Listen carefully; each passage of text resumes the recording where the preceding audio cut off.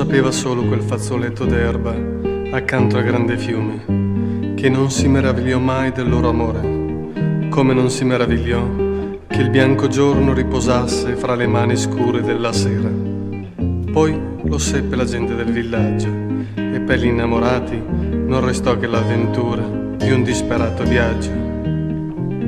Aveva una sola ragazza nel cuore, però con la pelle di un altro colore. Un bianco e una negra non fanno una coppia, è quello che a lui ripeteva ogni bocca.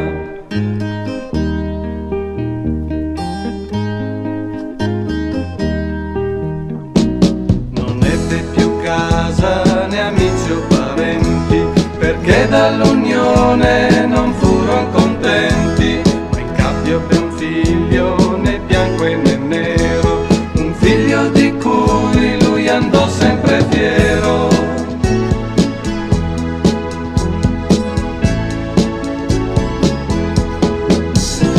E un giorno partì col bambino e la donna, salì lungo il fiume, scalò la montagna, una ballata ai confini del sogno, lui fece la reggia del suo breve regno.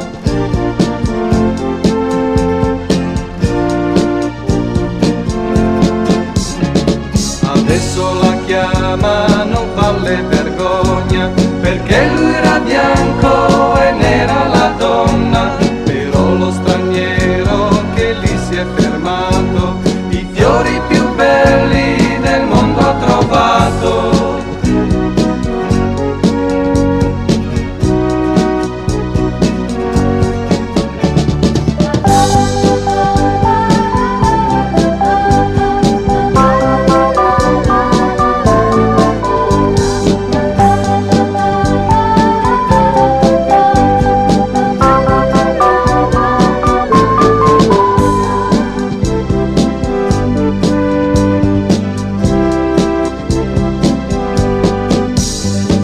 Adesso la chiamano Valle Vergogna, perché lui era bianco e nera la donna, però lo straniero che lì si è fermato, i fiori più belli del mondo ha trovato.